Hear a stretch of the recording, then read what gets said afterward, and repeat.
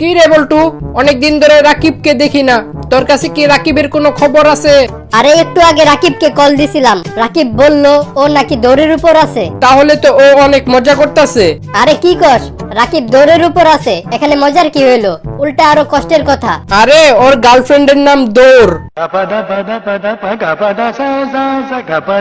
আচ্ছা বল্টু, বলতো আমেরিকানদের উপর আমরা বাঙালিরা কিভাবে যেতে পারি? স্যার, আমাদের প্রতিটা বাঙালি ছেলেদের উচিত আমেরিকান মেয়েদের বিয়ে করা, তাহলেই আমরা যখন খুশি তখন আমেরিকানদের উপর উঠতে পারবো। দোস্ত, আমি ফুটবল খেলা বুঝি না, আমাকে একটু বুঝিয়ে দিবি? আচ্ছা, টিভিতে খেলা দেখে বলতো, তুই ফুটবল খেলার কি বুঝোস না? বলটাকে সবাই লাথি মারতাছে কেন? গোল করার জন্য সবাই বলটাকে লাথি মারতাছে। আরে বলটা তো এমনিতেই গোল আছে, আর কত গোল করবে? স্যার, আপনাকে একটা প্রশ্ন করি। আচ্ছা কর। মানুষ যতই ফর্সা হোক না কেন, তার কিন্তু একটা জিনিস কালো থাকে, বলেন তো সেটা কি? ওই বেদব, তোর লজ্জা করে না তুই এসব প্রশ্ন আমারে জিজ্ঞাসা করস? স্যার, আপনি শুধু নেগেটিভ ভাবেন, এটার উত্তর হবে চোখের মনি। এই ওয়েটার, আমার জন্য একটা বার্গার, একটা পিৎজা, একটা কোকা কোলা, আবার একটা বার্গার আর একটা স্যান্ডউইচ আন। আপনি একটু ওয়েট করেন, আমি কিছুক্ষণের মধ্যে খাবারগুলো আনতাছি। ওই শালা, আমি ওয়েট করবো কেন? ওয়েটার আমি না তুই? স্যার, আপনাকে আরেকটা প্রশ্ন করি। ঠিক আছে কর। বলেন তো, গার্লফ্রেন্ড আর ইয়ারফোনের মধ্যে মিল কোথায়? বলতে পারলাম না, তুই বলে দে। গার্লফ্রেন্ড আর ইয়ারফোনকে যতই সামলে রাখুন না কেন, দুইটাতে প্যাচ লাগবেই। ডাক্তার সাহেব, একটু আগে যে আপনি একটা লোককে ইনজেকশন দিলেন, সে লোকটা মারা গেছে। বলো কি? তা লোকটা কোথায়? দরজার সামনে পড়ে আছে। এক কাজ করো, যায়া লাশটা ঘুরাই দিয়ে আসো। কেন? না মানে পুলিশ আসলে বলবা যাওয়ার সময় না, আসার সময় মারা গেছে। কিরে বল্টু, তোর মনটা আজকে অনেক ভালো লাগতেছে। আরে দোস্ত, আজকে আমার মনটা অনেক ভালো। কেন, কি হয়েছে? একটু আগে আমি আমার গার্লফ্রেন্ডকে জিজ্ঞাসা করছিলাম, তোমার সুন্দর ছেলে পছন্দ নাকি বুদ্ধিমান ছেলে পছন্দ?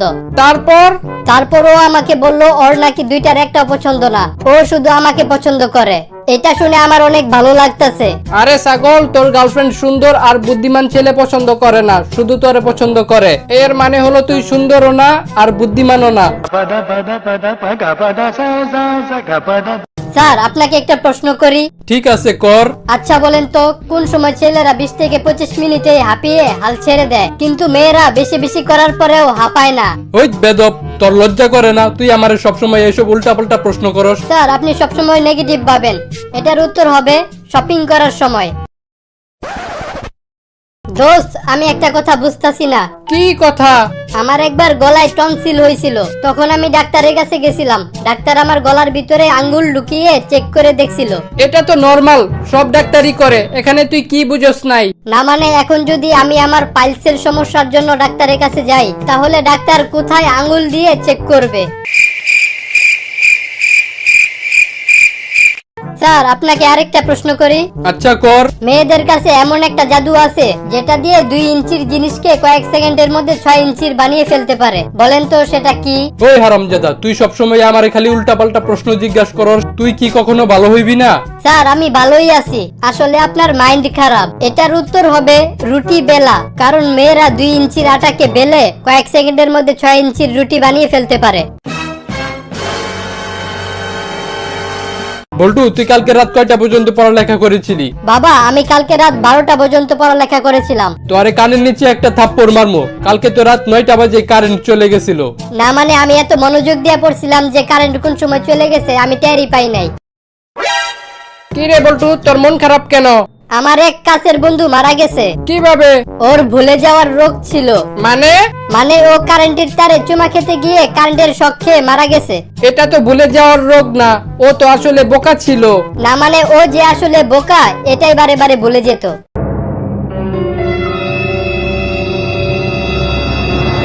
আপনার সমস্যা কি? ডাক্তার, আমি রাতে যখন অন্ধকার দেখি তখন আমার ভয় লাগে। কিছুদিন অপেক্ষা করুন, আমাদের দেশের যে অবস্থা, কারেন্ট বিল যে হারে বাড়তাছে, কিছুদিন পর আপনি আলো দেখে ভয় পাবেন, তখন আর অন্ধকারকে ভয় লাগবে না। বল্টু তুই কেমন মেয়ে বিয়ে করবি? যেই মেয়ে ভালো রান্না করতে পারে, কাপড় কাচতে পারে, ঘর মুছতে পারে, আমি সেরকম মেয়েকে বিয়ে করব। তাহলে তুই এক কাজ কর, আমাদের বাসার কাজের মেয়ে রহিমাকে তুই প্রস্তাব দে। এই যে ভাই, আপনি এতগুলা ছাগল নিয়ে কোথায় যাইতাছেন? এইগুলারে স্কুলে ভর্তি করামু, শিক্ষিত বানামু। আমারে কি বলদ পাইছেন? আজকে তো শুক্রবার। স্যার স্যার, আমাকে তাড়াতাড়ি অ্যারেস্ট করেন। কেন? আমি আমার বউকে লাঠি দিয়ে মাথায় বাড়ি মারছি। আপনার বউ কি মারা গেছে? না, বাচ্চা আছে, কিন্তু এখন যদি আপনি আমাকে জেলে না ঢুকান তাহলে আমি ওর হাত থেকে বাঁচতে পারবো না। সবাই শোনো, সেই হলো আসল মানুষ যে অন্যের কাজে আসে। স্যার, পরীক্ষার হলে আপনি তো মানুষ থাকেনই না, উল্টা আমাদেরও মানুষ হইতে দেন না।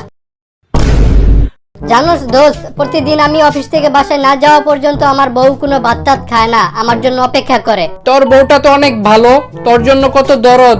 আরে রাখ তোর দরদ। প্রতিদিন অফিস থেকে বাসায় যাই, রান্না বান্না করি, তারপরেই আমার বউ খায়। আচ্ছা বল্টু, বলতো গার্লফ্রেন্ড মানে কি? স্যার, গার্লফ্রেন্ড হলো সমস্যার যোগ, টাকা পয়সার বিয়োগ, শত্রুদের গুণ আর বন্ধুদের ভাগ। আমি 2 বছর ধরে একটা জিনিস খেয়াল করতেছি। কি জিনিস? আমাদের বাসার সামনে একটা পার্লার আছে। সেই পার্লারে যেই মেয়ে ঢুকে সেই মেয়ে আর কখনো বের হয় না, ওই মেয়ের বদলে অন্য মেয়ে বের হয়ে আসে। আচ্ছা, এটা কি কোনো জাদু নাকি? হ্যাঁ, এটা ময়দার জাদু। কিরে, তোর মন খারাপ কেন? আরে আমি বুঝতাছি না যে কোন মেয়ে আমাকে ভালোবাসে। আরে এটা কোনো ব্যাপার হইলো? তুই এক কাজ করবি, কি কাজ? ফেসবুকে তোর একটা ছবি ছাড়বি। তোর ওই ছবিতে যে মেয়ে সবার আগে লাভ রিঅ্যাক্ট দিবে সে মেয়ে তোকে অনেক ভালোবাসে। কিরে, ছবি ছাড়ছিলি? হ্যাঁ ছাড়ছিলাম। তা কোন মেয়ে তোর ছবিতে প্রথমে লাভ রিঅ্যাক্ট দিছিল? তোর বউ। বাবা, তোমার মাথার অনেকগুলা চুল দেখি পাইকে গেছে। তোর মতো ইতর বান্দর ফাজিল পোলা থাকলে তো চুলগুলা পাকবই। ও, এখন বুঝছি দাদার সবগুলা চুল কেন পাইকে গেছে। বাবা, আমি আজকে 5 টাকা বাঁচাইছি। কেমনে? আমি আজকে ঢাকা থেকে আসার সময় একটা বাসের পিছনে জুইলা আসছিলাম, বাসের ভাড়া 5 টাকা আমি দেই নাই। আরে মগা, জুইলা যখন আইলি একটা সিএনজির পিছনে জুইলাইতি 200 টাকা বাঁচতো। Oh shit. বল্টু, তোর চরিত্র ঠিক করার জন্য আজকে থেকে সব মেয়েদের মা বলে ডাকবি। আচ্ছা বাবা, এতে তো আমার চরিত্র ঠিক হয়ে যাব, কিন্তু তোমার চরিত্র তো নষ্ট হয়ে যাব।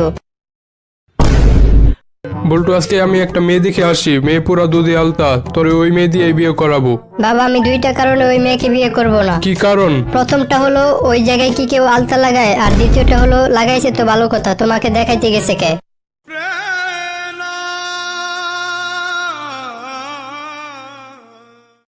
আচ্ছা বাবা, আগের যুগে তো মোবাইল ছিল না, তখন তুমি জনি সিনসের মুভিগুলো দেখতা কিভাবে? এই জনি সিনস আবার কে? বিখ্যাত অভিনেতা। ও আচ্ছা, তাহলে তো সিনেমা হলে গিয়া সবাই একসাথে দেখতাম। জানোস, আগের যুগে আমি 10 টাকা নিয়ে বাজারে যাইতাম আর চাল ডাল সবকিছু নিয়ে আসতাম, কিন্তু এখন তো 10 টাকা দিয়ে কিছুই পাওয়া যায় না।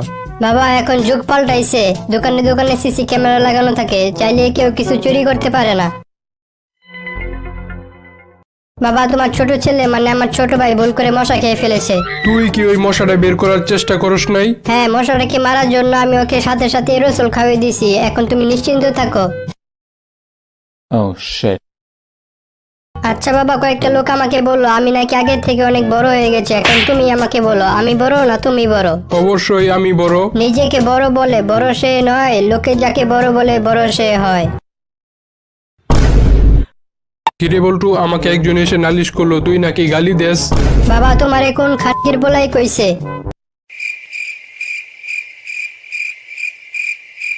জানোস, আমি যখন ছোট ছিলাম তখন সারা রাত জেগে জেগে পড়তাম, অনেক সময় হারিকেন জ্বালানোর জন্য তেল থাকতো না, তখন চাঁদের আলো দেখে দেখে পড়তাম, আর এইভাবেই পড়ালেখা করে আমি সফল হইছি। আর তুই? আচ্ছা বাবা, আমি আজকে থেকে অনেক ভালো করে পড়বো আর তোমার নাম উজ্জ্বল করব। দূর, ক্লাস 5-এ যদি আমি পাশ করতাম তাহলে আমার অফিসের বস আমাকে দারুণ থেকে প্রমোশন করে পিয়ন বানাই দিত। আপনার প্রতিবেশী রহিমা বেগমের বাসায় কাল রাত্রে ডাকাত এসেছিল, উনি সাহায্যের জন্য জোরে জোরে চিল্লাইছিল, তবু আপনি ওনার সাহায্যের জন্য যান নাই কেন? স্যার, কেমনে বুঝবো ডাকাত আসছিল? উনি তো প্রতিদিন রাত্রেবেলা চিল্লায়। বাবা আমি পরীক্ষায় ফেল করছি। কি তুই একটা পুলিশের সন্তান, মানে আমার সন্তান হয়ে পরীক্ষায় ফেল করলি? যা বাড়ি থেকে বেরিয়ে যা। বাবা তোমার আমি 50 টাকা দিতাছি, তুমি এই কেসটাকে এখানেই শেষ করে দাও, আমি কাউরে কিছু বলবো না।